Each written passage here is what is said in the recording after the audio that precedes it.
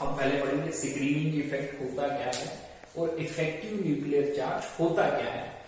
तो effective nuclear charge और screening effect जो है ये काफी ज्यादा इंपॉर्टेंट टॉपिक्स हैं, क्योंकि ये काफी ज्यादा इफेक्ट करते हैं हमारी पीरियोडिक प्रॉपर्टीज को। तो सबसे पहले हम देखेंगे स्क्रीनिंग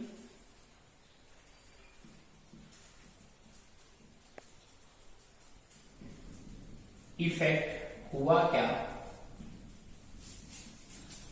और इफेक्टिव न्यूक्लियर चार्ज क्या। इफेक्टिव न्यूक्लियर चार्ज हुआ क्या। देखो अब सब बच्चे ध्यान से देना, इसको समझने के लिए हम सबसे पहले एक एग्जांपल लेते हैं। हम क्या करते हैं, सर्कल चेयर्स करते हैं। ये सर्कल्स हैं, ठीक है, एक बड़ा सा रूम है हमारे पास और हम क्या करते हैं, सर्कल में चेयर्स लगाते हैं। क्या लगाते हैं, सर्कल में चेयर्स। ये बिल्कुल सभी चेयर्स लगी हुई है सर्कल्स में, ठीक है, ऐसे पूरे सभी सर्कल्स में एक दूसरे के साथ जुड़ के क्या लगी हुई है, चेयर्स लगी हुई है। ऐसे इसमें और भी चेयर्स हैं, इसमें भी और बहुत सारी क्या लगी हुई है, चेयर्स हैं, ठीक है। ऐसे ही जो ये बाहर वाला सर्कल है इसमें भी क्या है, चेयर्स हैं, ठीक है। ये आगे पूरे सर्कल में क्या लगी हुई है, चेयर्स लगी हुई है, ठीक है। अब अगर हम बात करें, हम इसमें क्या करते हैं, एक बल्ब लगाते हैं। ये इस रूम में ये ऐसे करके चेयर्स लगी है, ठीक है, गोल में या गोलाई में या राउंड करके। तो हम क्या करते हैं, ऐसे करके बीच में एक बल्ब लटका देते हैं। ये हमने लगाया यहाँ पे बल्ब, ठीक है। अब बात आती है कि क्या बल्ब जो है, जितनी रोशनी इसके पहली चेयर पे पड़ रही है, क्या उतनी रोशनी जो है वो इस लास्ट वाले चेयर पे भी पड़ रही है। क्वेश्चन क्या है, हमने एक बार एक्टिविटी को समझना। पहले हमने क्या किया, सर्कल्स में चेयर लगाई एक रूम में और हमने उनके बिल्कुल बीच में एक बल्ब जो है वो ऐसे का टांग दिया। हाइट पे नहीं था, बिल्कुल नीचे, ठीक है, नीचे हमने बल्ब टांग दिया। अब बल्ब जो है, क्या बल्ब की रोशनी जितनी पहले चेयर पे पड़ रही है, क्या उतनी रोशनी जो है लास्ट वाले चेयर पे पड़ रही है, नहीं। जितनी रोशनी पहले वाले चेयर पे पड़ रही है उससे कम रोशनी जो है वो लास्ट वाले चेयर पे पड़ रही है, क्योंकि ये जो इस चेयर, ये जो सबसे बाहर चेयर लगी है और ये जो बल्ब है, इसके बीच में ये जो चेयर्स लगी हुई है ये इसको प्रोटेक्ट कर रही है। ये जो चेयर्स लगी है ये इस चेयर को प्रोटेक्ट कर रही है, शील्ड कर रही है, इससे बल्ब की रोशनी से। ठीक इसी तरह से हमारे एटम में भी सेंटर में न्यूक्लियस होता है, न्यूक्लियस के आसपास में शेल्स होते हैं और शेल्स के अंदर क्या होते हैं, इलेक्ट्रॉन्स होते हैं। शेल्स के अंदर क्या होते हैं, इलेक्ट्रॉन्स होते हैं। अब ओके, अब ध्यान देना है। अब जितनी न्यूक्लियस क्या करता है, इलेक्ट्रॉन्स को अट्रैक्ट करता है। अब ये न्यूक्लियस जितनी फोर्स से इस इलेक्ट्रॉन को अट्रैक्ट कर रहा है, क्या इस इलेक्ट्रॉन को भी उतना ही अट्रैक्ट कर रहा है, नहीं। यहां पे इस इलेक्ट्रॉन को अगर हम देखें तो यहां पे ये जो बीच में इलेक्ट्रॉन्स होते हैं ये इस बाहर वाले शेल के इलेक्ट्रॉन को शील्ड करते हैं या स्क्रीन करते हैं या प्रोटेक्ट करते हैं, इससे न्यूक्लियस की फोर्स ऑफ अट्रैक्शन से। तो ये जो न्यूक्लियस और आउटर मोस्ट शेल के बीच में ये जो इलेक्ट्रॉन्स होते हैं, इनका ये जो स्क्रीनिंग या शील्डिंग इफेक्ट होता है उसी को हम बोलते हैं स्क्रीनिंग इफेक्ट, या उसी को क्या बोला जाता है, शील्डिंग इफेक्ट बोला जाता है। अब न्यूक्लियस जितनी फोर्स इस इलेक्ट्रॉन के ऊपर लगा रहा है, मतलब जितना न्यूक्लियर चार्ज इसके ऊपर लगा रहा है उतना न्यूक्लियर चार्ज इसके ऊपर नहीं लग रहा है। इसके ऊपर जो न्यूक्लियर चार्ज लग रहा है, मतलब न्यूक्लियस की जो फोर्स ऑफ अट्रैक्शन है वो कम लग रही है।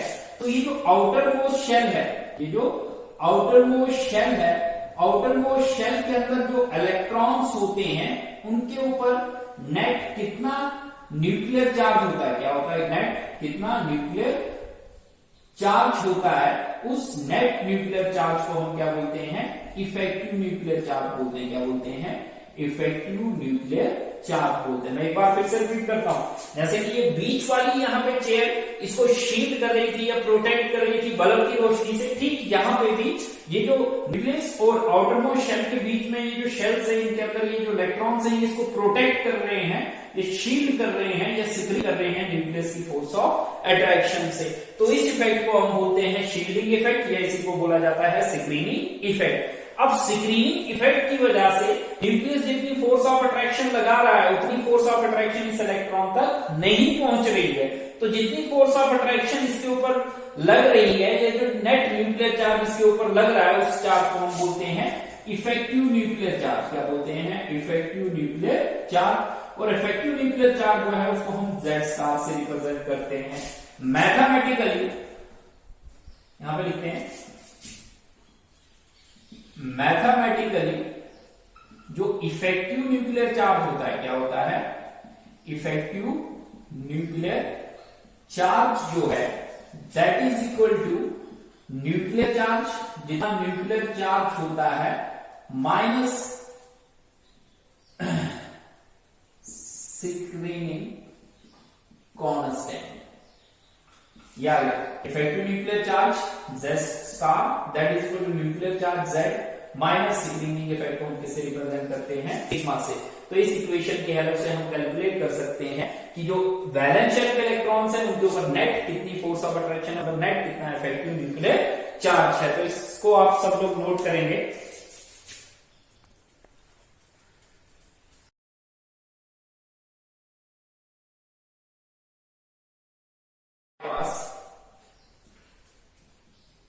पीरियोडिसिटी क्या हुआ और पीरियोडिक प्रॉपर्टीज हुई क्या?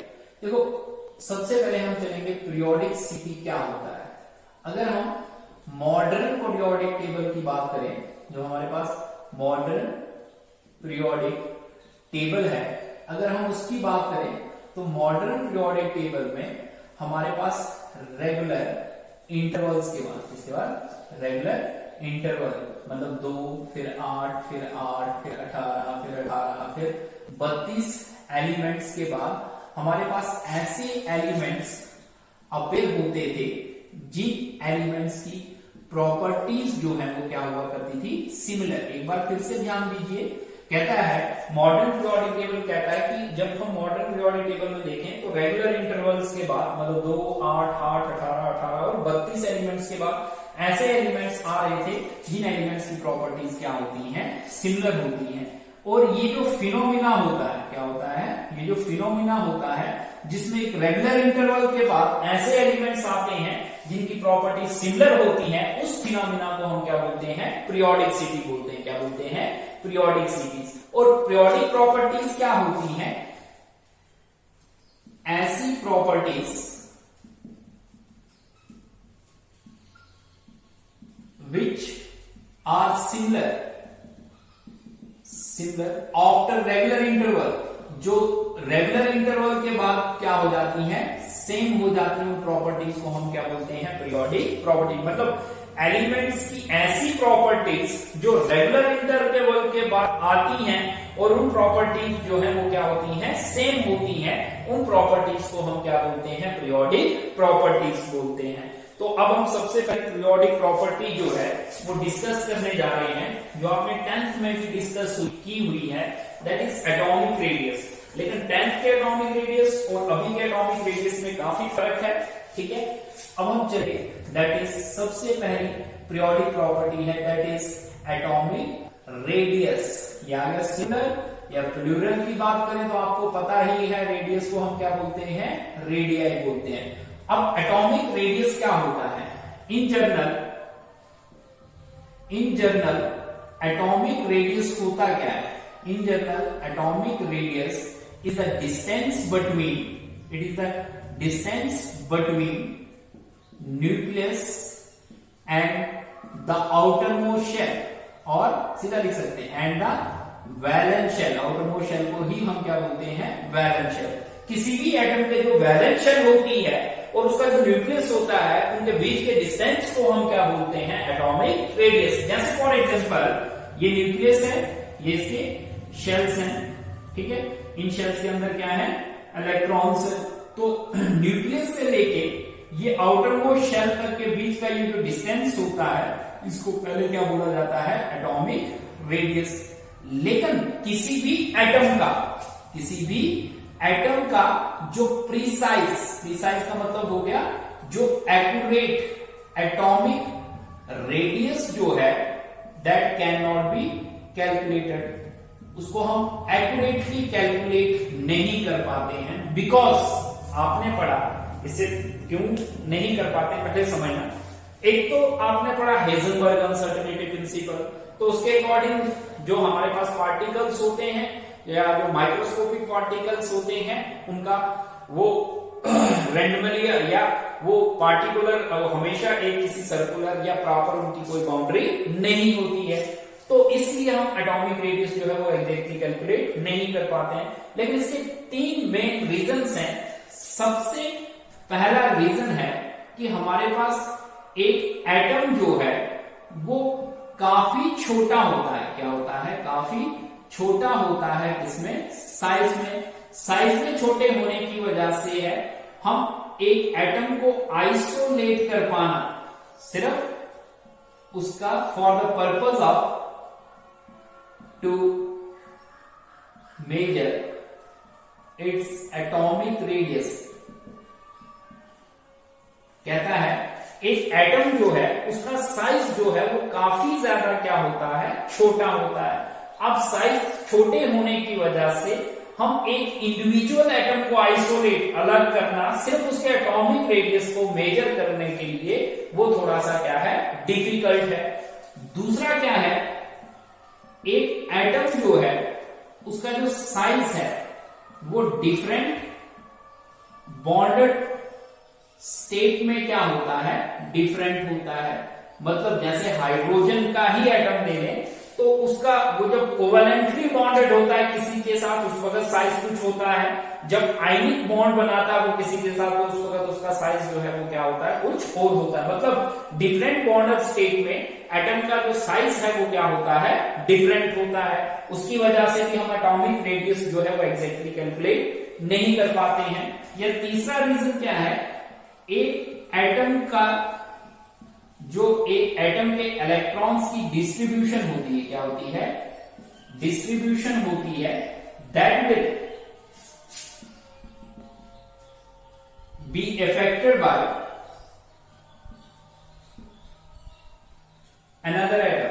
कहता है कि एक एटम जो है उसके इलेक्ट्रॉन्स की डिस्ट्रीब्यूशन जो है वो दूसरे एटम्स के प्रेजेंट होने की वजह से क्या होती रहती है? चेंज होती रहती है। दूसरा एक एटम जो है वो दूसरे एटम के इलेक्ट्रॉन के क्लाउड को डिस्टर्ब करता रहता है, जिसकी वजह से हम एटॉमिक रेडियस जो है वो एग्जैक्टली कैलकुलेट नहीं कर पाते हैं। तो एक बार मैं फिर से बता दूं आपको कि हमने ये चीज पढ़ी कि एटॉमिक रेडियस क्या होता है? न्यूक्लियस और वैलेंस शेल के बीच का जो डिस्टेंस होता है उसको एटॉमिक रेडियस बोलते हैं। बट आजकल की टर्मिनोलॉजी में ये देखा गया है कि हम एटॉमिक रेडियस को एग्जैक्टली कैलकुलेट नहीं कर सकते हैं, क्योंकि एक एटम जो है उसका साइज इतना छोटा होता है कि सिर्फ उसका एटॉमिक रेडियस जो है उसको मेजर करने के लिए हम उसको आइसोलेट नहीं कर पाते हैं।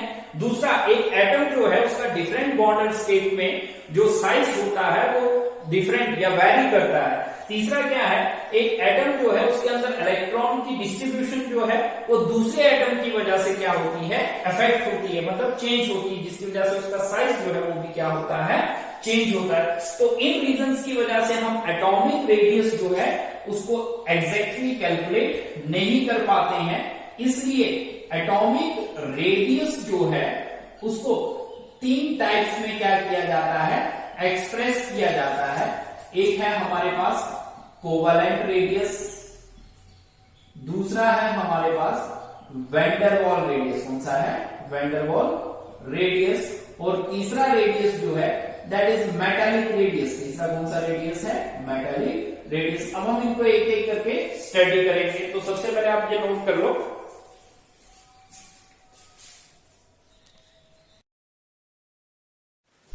ओके, पहला जो एटॉमिक रेडियस की टाइप है दैट इज कोवेलेंट रेडियस।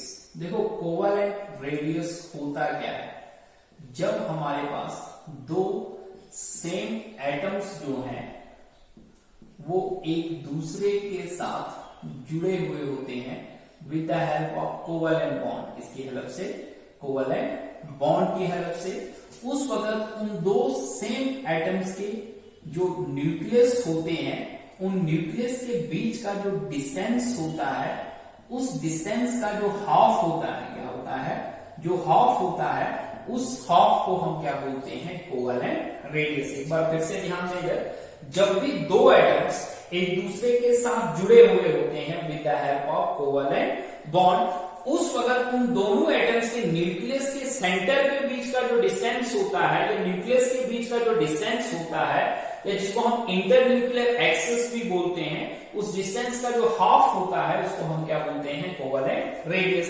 जैसे फॉर एग्जांपल ये दो हमारे पास हाइड्रोजन के एटम्स हैं, ये आ गया इनके न्यूक्लियस, और इन दो न्यूक्लियस के बीच का ये जो डिस्टेंस होता है इसको बोलते हैं इंटर न्यूक्लियर डिस्टेंस।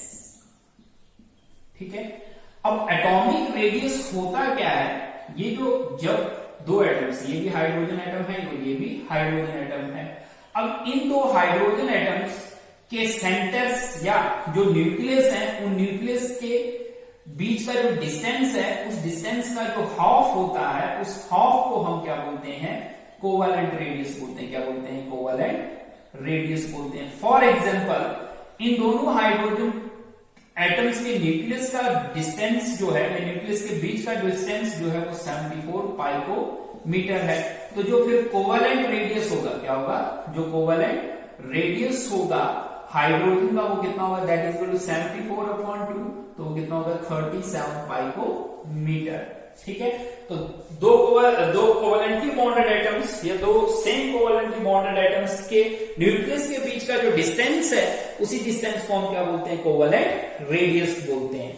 फिर है आपके पास मेटालिक रेडियस। क्या है, मेटालिक रेडियस। देखो मेटालिक रेडियस क्या होता है, हमारे पास एक जो मेटल का क्रिस्टल लैटिस होता है। देखो क्रिस्टल लैटिस क्या होगा, मतलब मेटल का एक छोटा सा पीस।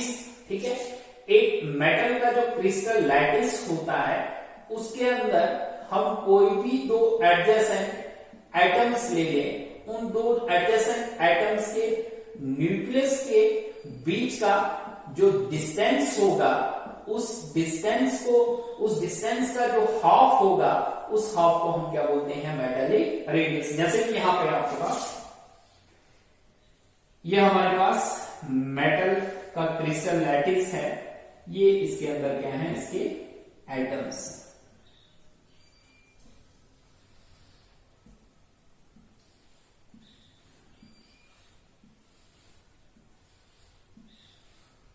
ये क्या है, इसके अंदर इसके एटम्स हैं।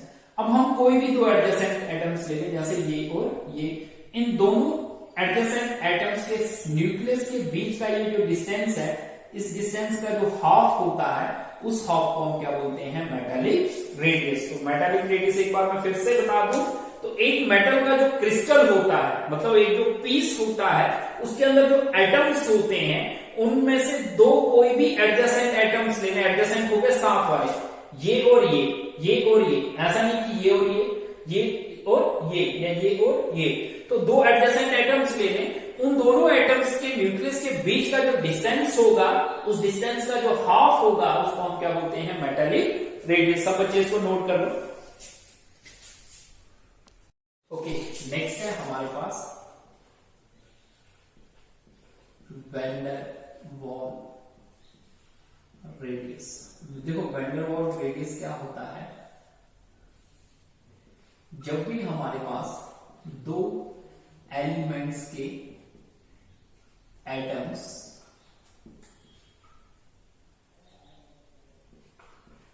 हेल्प विद ईच अदर, जब भी दो एलिमेंट्स के एटम्स जो हैं वो जब भी दो एलिमेंट के एटम जो हैं वो एक दूसरे के साथ जुड़े हुए होते हैं with the help of van der Waals forces, किसकी हेल्प से? वैन डेर वाल फोर्सेस की हेल्प से, लेकिन कौन सी स्टेट में? सॉलिड स्टेट में। कौन सी स्टेट में? सॉलिड स्टेट में। तो उस वक्त उन दो एटम्स के न्यूक्लियस के बीच का जो डिस्टेंस होगा, उस न्यूक्लियस के बीच के डिस्टेंस को हम क्या बोलते हैं? वैन डेर वाल रेडियस बोलते हैं। क्या बोलते हैं? Van der Waals radius. एक बार फिर से ध्यान देना है कि दो एलिमेंट के एटम सॉलिड स्टेट में जब एक दूसरे से जुड़े होंगे, किसकी हेल्प से? वैन डेर वाल फोर्सेस की हेल्प से, तो उस वक्त उन दो एटम्स के न्यूक्लियस के बीच का जो डिस्टेंस होगा उसको क्या बोलते हैं? वैन डेर वाल रेडियस बोलते हैं। क्या बोलते हैं? वैन डेर वाल रेडियस बोलते हैं। जैसे ये हमारे पास एक एटम ए है और ये भी दूसरा क्या है? एटम ए है, और ये एक दूसरे से जुड़े हुए हैं with the help of van der Waals forces. ये वैन डेर वाल फोर्सेस क्या होंगी? ये हम स्टेट्स ऑफ मैटर चैप्टर में पढ़ेंगे, ठीक है। अब लेकिन कौन सी स्टेट में है ये याद रखना, कौन सी स्टेट है इनकी? सॉलिड स्टेट में। सॉलिड स्टेट में दो एक ही एलिमेंट के एटम जुड़े हुए हैं वैन डेर वाल फोर्स से, तो उन एटम्स के न्यूक्लियस के सेंटर्स के बीच का ये जो डिस्टेंस होगा, इस डिस्टेंस का ये जो हाफ होता है, इस हाफ को हम बोलते हैं वैन डेर वाल रेडियस। इस हाफ को हम क्या बोलते हैं? वैन डेर वाल रेडियस बोलते हैं, ठीक है। तो इसको नोट कर लो, फिर चलते हैं इसकी वेरिएशन पे। है हमारे पास that is variation of atomic radius. देखो, इससे पहले हमने पीरियोडिसिटी पढ़ा, उसके बाद हमने जो है पीरियोडिक प्रॉपर्टीज पढ़ी, फिर हमने अब पढ़ना क्या है? हमने हर एक पीरियोडिक प्रॉपर्टी होती क्या है और ये किसी ग्रुप में कैसे चेंज होगी, मतलब बढ़ेगी या कम होगी, या किसी ये क्या बोलते हैं, या किसी पीरियड में जो है ये प्रॉपर्टी कैसे चेंज होगी, मतलब इंक्रीज या डिक्रीज होगी, बढ़ेगी या कम होगी। और हमें ये भी पढ़ना है कि क्यों ये कम होगी और क्यों ये ज्यादा हो रही है। तो सबसे पहले हमने एटॉमिक रेडियस पढ़ा, अब हम देखेंगे वेरिएशन ऑफ एटॉमिक रेडियस, मतलब ये एटॉमिक रेडियस कैसे चेंज होता है। सबसे पहले हम देखेंगे एक ग्रुप में कैसे चेंज, सॉरी एक पीरियड में कैसे चेंज होता है। एक पीरियड में एटॉमिक रेडियस कैसे चेंज होता है, तो पहले यहां पे ध्यान देना है, फिर हम उस टेबल पे चलेंगे। तो देखो, जब भी हम एक पीरियड में लेफ्ट से राइट चलते हैं, तो किसी भी पीरियड में आप लेफ्ट से राइट चले तो हमारे पास एटॉमिक नंबर जो है वो क्या होता है? इंक्रीज होता है। अब एटॉमिक नंबर इंक्रीज होता है तो उसकी वजह से नंबर ऑफ इलेक्ट्रॉन्स इंक्रीज होते हैं और नंबर ऑफ प्रोटॉन्स जो है वो भी क्या होते हैं? इंक्रीज होते हैं। अब ये नंबर ऑफ इलेक्ट्रॉन्स जो हैं, ये जो बढ़ रहे हैं, ये उसी सेम शेल में ही क्या करते हैं? एंटर करते हैं। मतलब हमारे पास इलेक्ट्रॉन तो बढ़ रहे हैं लेकिन वो किसी नए शेल में एंटर नहीं करते हैं, वो जिसमें एंटर करते थे उसी शेल में क्या करते हैं? बढ़ते जाते हैं। और नंबर ऑफ प्रोटॉन्स इंक्रीज होने की वजह से जो न्यूक्लियर चार्ज होता है वो क्या होता है? इंक्रीज होता है। अब एक तो न्यूक्लियर चार्ज इंक्रीज हो रहा है और दूसरा इलेक्ट्रॉन्स जो है वो सेम शेल में क्या कर रहे हैं? एंटर कर रहे हैं। उस वजह से क्या होता है? जो न्यूक्लियस है और इलेक्ट्रॉन्स हैं, न्यूक्लियस और इलेक्ट्रॉन्स जो हैं उनके बीच में जो फोर्स ऑफ अट्रैक्शन होती है, क्या होती है? जो फोर्स ऑफ अट्रैक्शन होती है, फोर्स ऑफ अट्रैक्शन इंक्रीज होती जाती है।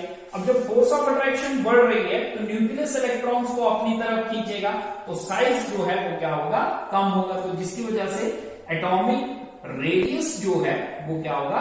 डिक्रीज होगा। एक बार टेबल बता देता हूं। देखो, ये हमारे पास, मैंने इसमें सेकंड पीरियड के एलिमेंट्स लिखे हुए हैं, lithium, beryllium, boron, carbon, nitrogen, oxygen, fluorine और नियॉन। ये आ गया इनका एटॉमिक नंबर। अब ध्यान देना है, एटॉमिक नंबर बढ़ रहा है तो क्या बढ़ रहे हैं भाई? नंबर ऑफ इलेक्ट्रॉन और नंबर ऑफ प्रोटॉन। तो पहले हम नंबर ऑफ इलेक्ट्रॉन की बात करें। एटॉमिक नंबर बढ़ रहा है तो देखो, इसमें 3 इलेक्ट्रॉन, फिर 4, इसमें 5, मतलब नंबर ऑफ इलेक्ट्रॉन्स जो है वो भी बढ़ते जा रहे हैं। लेकिन ये नंबर ऑफ इलेक्ट्रॉन जो है वो कौन से शेल में एंटर कर रहे हैं? एल शेल में एंटर कर रहे हैं, ये एम में एंटर नहीं कर रहे हैं। तो एटॉमिक नंबर बढ़ा, नंबर ऑफ इलेक्ट्रॉन बढ़े। अब नंबर ऑफ इलेक्ट्रॉन बढ़े लेकिन वो उसी शेल में क्या कर रहे हैं? एंटर कर रहे हैं। अब एटॉमिक नंबर बढ़ने के साथ साथ न्यूक्लियर चार्ज जो है वो भी क्या हो रहा है? इंक्रीज हो रहा है। अब न्यूक्लियर चार्ज इंक्रीज हो रहा है और शेल उसी इलेक्ट्रॉन में, तो न्यूक्लियस क्या करता है, उन इलेक्ट्रॉन्स को अपनी तरफ खींचता है, तो साइज जो है एटम का वो क्या होता जाता है, कम होता जाता है। तो देखिए आप जनरली क्या हो रहा है, ये लेफ्ट से राइट एटॉमिक रेडियस जो है वो क्या हो रहा है, डिक्रीज हो रहा है। हाँ, नोबल गैसेस के केस में ज्यादा है, ये क्यों ज्यादा है इसको मैं अलग से स्टडी करवाऊंगा, लेकिन अगर हम यहां तक देखें अप टू फ्लोरीन, तो एटॉमिक रेडियस जो है वो कंटिन्यूसली क्या हो रहा है, डिक्रीज हो रहा है। अब जो नोबल गैसेस होती हैं, क्या होती हैं, नोबल गैसेस होती हैं, इनका जो एटॉमिक रेडियस है वो अपने रिस्पेक्टिव पीरियड में क्या होता है, ज्यादा होता है। रिस्पेक्टिव, जैसे कि ये दूसरे पीरियड में आ रहा, नियॉन आर्गन तीसरे पीरियड में आएगा, ठीक है, क्रिप्टॉन चौथे में आएगा। तो मतलब नोबल गैसेस जो हैं उनका एटॉमिक रेडियस जो है वो अपने रिस्पेक्टिव पीरियड में सबसे ज्यादा इसलिए होता है बिकॉज नोबल गैसेस जो हैं इनका शेल जो है वो कंप्लीटली फिल्ड होता है। क्या होता है, शेल जो है वो पूरी तरह से फिल होता है, जिसकी वजह से शेल के अंदर जो इलेक्ट्रॉन्स होते हैं वो एक दूसरे को क्या करते हैं, रिपेल करते हैं। क्या करते हैं, एक दूसरे को रिपेल करते हैं। तो इलेक्ट्रॉन जब एक दूसरे को रिपेल करते हैं, उसकी वजह से जो साइज है, मतलब उसकी वजह से न्यूक्लियस की जो फोर्स ऑफ अट्रैक्शन है इलेक्ट्रॉन के ऊपर वो कम हो जाती है। अब न्यूक्लियस की फोर्स ऑफ अट्रैक्शन कम हो रही है, इसलिए साइज जो है वो नोबल गैसेस का अपने रिस्पेक्टिव पीरियड में क्या होता है, ज्यादा होता है। तो ये था आपके पास पीरियड में, इसके बाद ग्रुप में पढ़ेंगे। पहले आप ये नोट कर लो सब बच्चे।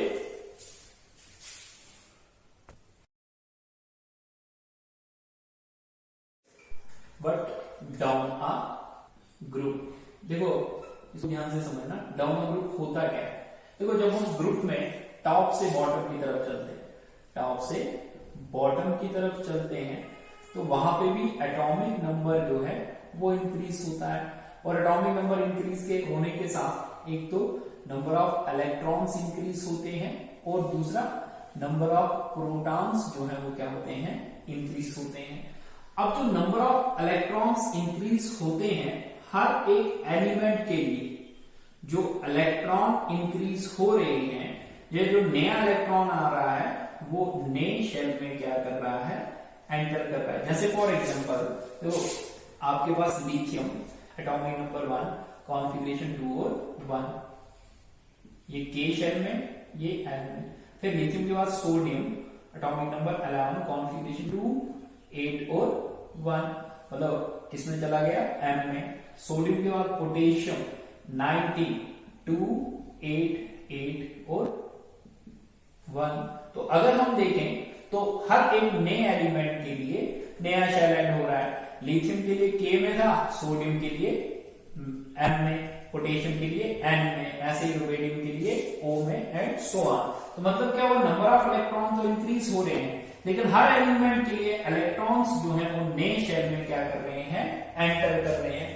दूसरा, नंबर ऑफ प्रोटॉन्स इंक्रीज हो रहे हैं, उसकी वजह से जो न्यूक्लियर चार्ज है वो क्या हो रहा है, इंक्रीज हो रहा है। क्या हो रहा है, इंक्रीज हो रहा है। लेकिन जो नंबर ऑफ शेल्स इंक्रीज आ रही है, क्या आ रही है, जो नंबर ऑफ शेल्स में इंक्रीज आ रही है वो ज्यादा प्रीडोमिनेंट है as compare to increasing nuclear charge. मतलब नंबर ऑफ शेल्स में जो इंक्रीज आ रही है इसका ज्यादा इफेक्ट पड़ता है as compare to nuclear charge. अब नंबर ऑफ शेल्स बढ़ रहे हैं, पहले एक शेल, पहले ये आ गया आपके पास इसमें 2 शेल्स, फिर दूसरे में कितने हो रहे हैं, 3, फिर चौथे में कितने हो रहे हैं, 4, 1, 2, 3 और 4। तो नंबर ऑफ शेल्स ऐड होने की वजह से ये जो इंक्रीज आ रही है नंबर ऑफ शेल्स में, उसकी वजह से एटॉमिक रेडियस जो है वो डाउन द ग्रुप कंटिन्यूसली क्या होता है, इंक्रीज होता है। जैसे कि आपके पास पहले ग्रुप के एलिमेंट्स मैंने लिखे हुए हैं, देखो एटॉमिक नंबर बढ़ रहा है तो जाहिर सी बात है नंबर ऑफ इलेक्ट्रॉन भी बढ़ेंगे और नंबर ऑफ प्रोटॉन। अब नंबर ऑफ इलेक्ट्रॉन जो है वो नए शेल में एंटर कर रहे हैं, इसमें 2 शेल है, इसमें 3, इसमें 4, इसमें 5, इसमें 6 और इसमें 7। तो मतलब नंबर ऑफ शेल्स इंक्रीज हो रहे हैं, न्यूक्लियर चार्ज भी इंक्रीज हो रहा है, लेकिन नंबर ऑफ शेल्स जो है इनका ज्यादा इफेक्ट पड़ता है न्यूक्लियर चार्ज से। तो नंबर ऑफ शेल्स बढ़े तो जिसकी वजह से एटॉमिक रेडियस जो है वो भी डाउन द ग्रुप जो है वो क्या होगा, बढ़ेगा। ठीक है, तो सब इसको नोट कर लो।